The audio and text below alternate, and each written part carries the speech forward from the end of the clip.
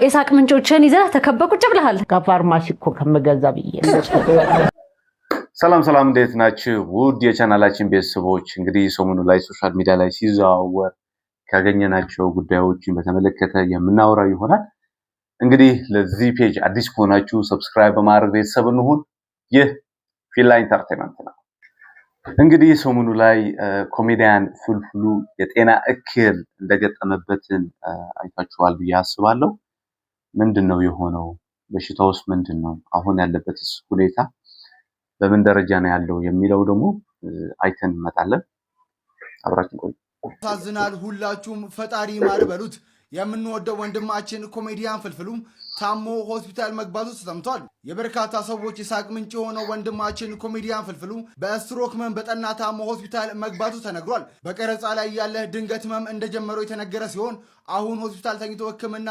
እየተደረገለት ይገኛል ታዲያ ሁላችሁም ለወንድማችን ኮሜዲያን ፍልፍሉ በየሃይማኖታችሁ ፈጣሪ ምህረቱን እንዲልክለት ጸሎት አድርጉለት ፈጣሪ ምህረቱን ልኮልህ ድነ ወደምትወደው የጥበብ ስራም እንድትመለስ ምኞታችን ነው ፈጣሪ ጨርሶ ይማረክ እንግዲህ እንደሰማችሁት ፍልፍሉ በስትሮክ ነው የተመታው እጅግ በጣም አስከፊ በጣም የሚያስጠላ በድንገት ደግሞ የሚገድል በሽታ ነው የተመታው አሁን በጥሩ የህክምና እርዳታ እየተደረገለት ነው ያለው በጥሩ ሁኔታ ነው ያለው ዩቲነስ በሙሉ ስሙ ዶክተር ቲሞቴዎስ ስለሱ ተጠይቆ ያብራራው ስለበሽታው ያብራራው አንድ ቪዲዮ አለ እሱን ደግሞ ተመልክተን መጣን ፍልፍሉን ምን አጋጥሞት ነው እንዴት በዚህ እድሜው ይሄ ነገር ሊፈጠር ቻለ ብላችሁ ስትጠይቁኝ ነበር ኢንቦክሴ ኦልሞስት በዚህ ቪዲዮ ተጨናንቋል ማለት እችላለሁ እና እንግዲህ የተፈጠረው ነገር ላብራራላችሁ አባይ ቲቪ ላይ የተለቀቀው ኢንተርቪው ላይ ስትሮክ እንዳጋጠመው ራሱ ሲናገር ነበር ዶክተር እስከዳርም ስለተፈጠረው ነገር በደንብ ስታብራራ ነበር የውስጥ ደዌ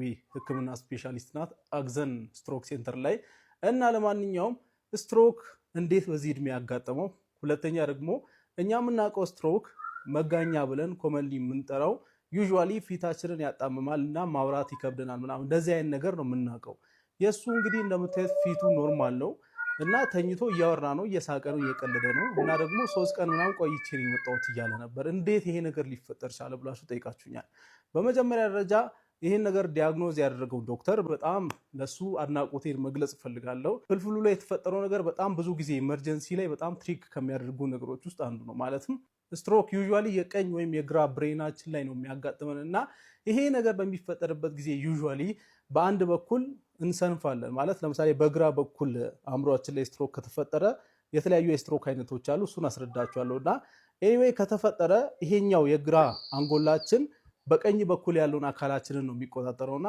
የቀኝ በኩል እጃችን እግራችን ይወድቃል ፊታችንም ወደ አንድ ሳይድ ይሆንና ማውራት እስከሚከብደን ድረስ መንቀሳቀስ እስከሚከብደን ድረስ ነው የሚፈጠረው በቀኝ በኩል ከተፈጠረ ደግሞ በግራ በኩል ይሄ ነገር ይፈጠራል ማለት ነው የፍልፍሉ በጣም የሚያስቸግር አይነት ስትሮክ ነው ማለትም ከኋላ ያለው ሰረብለም ይባላውን ታውቁታላችሁ ብዬ አስባለሁ ድሮ ስንማር እንግዲህ ሳይንስ ላይ ሰረብረምና ሰረብለም ተብረን ተምረናልና ሰረብለም የሚባለው ከኋላ የሚገኘው የአንጎላችን ክፍል ነው እና ዩዥዋሊ ባላንስ ምናምን ነው የሚቆጣጠረው የማስታወክ የማቅለሽለሽ ምናምን ነገሮችን ነው የምናየው ማለት ነው እዛ ጋር ችግር ሲፈጠር ቅድም ትሪክ ያደርገናል ያልኳችሁ ለዚህ ነው አሁን ፍልፍሉም 3 ቀን ሙሉ ያው ማቅለሽለሽ ባላንሱን መሳት ምናምን ነገር ነበረው እና ጨጓራ ነው ወይ የሆነ ነገር ነው ሲባል ግን የተፈጠረው ስትሮክ ሆኖ ማለትም የደም መቋረጥ ስትሮክ ስኬሚክ ስትሮክ የሚባለው ነው የተፈጠረው ሰረብለሙ ላይ ማለት ነው እና እንግዲህ ያሳየ የነበረው ምልክት ግራም ያጋባ ነው ማለት ነው ለዛ ነው ዶክተሩን እኔ ያደንቀዋለሁ ያልኳችሁ እንደዚህ አይነት ስትሮኮች በጣም ብዙ ጊዜ ያስቸግራሉ የሚፈጠሩትን በጣም አልፎ ነውና ይሄ ነው እንግዲህ የተፈጠረው እሱ ያየ የነበረው ምልክት ምንድነው ማቅለሽለሽ ማዞር ምናምን ባላንሱ መሳት እና 3 ቀን ቆይቶ ነው የመጣው ዩዥዋሊ ስትሮክ ሲሆን የሚመከረው በ4 ሰዓታት ውስጥ እንደውም ትሪትመንት ቢጀምር ነው የሚመከረው ግን 3 ቀን የቆየው በዚህ ምክንያት ነው ኤኒዌይ በሰላም ሆስፒታል መድረሱም አንድ ነገር ነው እና ይሄ ነገር ከተፈጠረ በኋላ አሁን ትሪትመንት እያገኘ ነው ያለው ወጣቶች የሆናችሁ ሰዎች ከእድሜው አንፃር ሳስረዳችሁ እንግዲህ ዶክተር እስከዳር እዛ ቪዲዮ ላይ ስታብራራ ነበረ 26% ወጣቶች ናቸው ማለትም ከ50 ዓመት በታች የሆኑ ሰዎች ናቸው ይሄ በጣም ሂውጅ ነምበር ነው ስትሮክ እንግዲህ የ70-80 ዓመት ሰዎች ነገር ነው የሚመስለን ግን 26% ወጣቶች ናቸው ብላ ስትናገር ነበር ከዛ በተጨማሪ ደግሞ መጠንቀቅ ያለብን አሁን ላይ ግፊትና ስኳር በጣም ያንግ በሆኑ ሰዎች እየተከሰተ ነው ጊዜው እንደድሮ አይደለም የትልልቅ ሰዎች በሽታኛ ላይ እየመጣ ስለሆነ በጣም ሲሪየስሊ ሰውነታችንን ኪሎአችንን መቀነስ አለብን፣ እንቅስቃሴ ማድረግ አለብን። ይሄ በጣም ሲሪየስ ነው። ምክንያቱም ስትሮክ ከሚፈጠርባቸው ምክንያቶች ዋነኞቹ ግፊትና ስኳር ናቸው። ስለዚህ ስትሮክ ማለት ደግሞ የደቂቃዎች ጉዳይ ነው። ህይወታችንን በአንዴ ልናጣ እንችላለን። ምክንያቱም ያ ስትሮክ የተፈጠረበት የአንጎላችን ክፍል በጣም ኢምፖርታንት የሆነ ቦታ ከሆነ በአንዴ ጸጥ ሊያደርገንም ይችላል። ከዛ በተጨማሪ ደግሞ እድሜ ልክ ፓራላይዝድ ሊያደርገንም ይችላል። ስትሮክ በጣም ሲሪየስ የሆነ ጉዳይ ነውና በደንብ ሰውነታችንን መንከባከብ አለብን ብዬ አስባለሁ። ቼክአፕ መደረግ አለብን ብዬ ነው ማስበው። ሌላው ደግሞ ቅድም እንዳልኳችሁ ስትሮክ ሁለት አይነት ስትሮክ አለ ብያችኋለሁ። አንደኛው ስኬሚክ ስትሮክ ይባላል። ስኬሚክ ስትሮክ አሁን ፍልፍሉ ላይ እንደተፈጠረው አይነት ይሄ ደም መቋረጥ ማለት ነው። ለምሳሌ የሆነ የጓጎለ ነገር ሄዶ ያንን ደም ስራችንን ሲዘጋ ደም ሲቋረጥ የሚፈጠረው ስትሮክ ማለት ነው። ሄሞራጂክ ስትሮክ የሚባለው ደግሞ ደም ሲፈስ ከደም ስራችን ውጪ ደም ሲፈስ ማለት ነው። ስለዚህ በሁለት አይነት መንገድ ስትሮክ ሊፈጠር ይችላል። ዋነኛው የስትሮክ ሪስክ ፋክተር ግፊት ነው። ግፊት በጣም መቆጣጠር አለብን። ስለዚህ ግፊታችንን ቼክ ማድረግ አለብን፣ ደም ግፊታችንን መቆጣጠር አለብን ማለት ነው። እንግዲህ አጠቃላይ ሀሳቡን እንዳያችሁት ነው። የራሴም ሀሳብ ሳክልበት የኔ ሀሳብ ይህንን ይመስላል። ራሳችን በተቻለ መጠን ራሳችን መጠበቅ አለብን። በጣም መጠበቅ አለብን። ብዙ ጊዜ አንዳንድ ምልክቶችን፣ ስሜቶችን ሲሰማን ወደ ሕክምና ከመሄድ ወይ የሕክምና ባለሙያ ከማማከር ይልቅ አንቲፔን መዋጥ ይቀለናል ብዙ ጊዜ።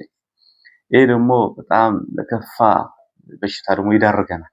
ምክንያቱም አንድ ትንሽ ነገር መጀመሪያ ላይ ሲገኝ ለማከም እጅግ በጣም ቀላል ነው። ብዙ ከባባድ የሚባሉ በሽታዎችም ጭምር ማለት ለምሳሌ ካንሰር ካብኖስ በትንሹ ከተገኘ ለማከም ይቻላል፣ በደንብ ነው የሚቻለው። ብዙ ጊዜ ግን እኛ ራሳችን ስንስት ወይ ከፍተኛ በጣም ስንታመም ነው ወደ ሕክምና የሕክምና ባለሙያዎችን የምናማክረው። ይሄ ደግሞ ለከፋ የጤና እክሎችን ይዳርገናል። እንደ ማህበረሰብ በ6 ወር በ1 ዓመት የሕክምና የሙሉ ምርመራ የጤናችን የመጠበቅ ዝንባሌ የለንም፣ የታወቀ ነው። አንዳንዴ በኢኮኖሚ ሊሆን ይችላል፣ አንዳንዴ ደግሞ በራሳችን ስንፍና ሊሆን ይችላል። ስለዚህ ያም ሆነ ይህ ራሳችን ግን መጠበቅ አለበት። ሁሉ ነገር የሚደርሰው እኛ ራሳችን ስንጠብቅ ነው፣ ራሳችን ስንኖር ነው ሁሉ ነገር የሚኖረውና ስለዚህ ራሳችንን ጠብቅ እንላለን። ለቀጣይ ጊዜ በተሻለ ቪዲዮ እስከምንገናኝ ደህና ሁኑላችኋለሁ። ታንኪዩ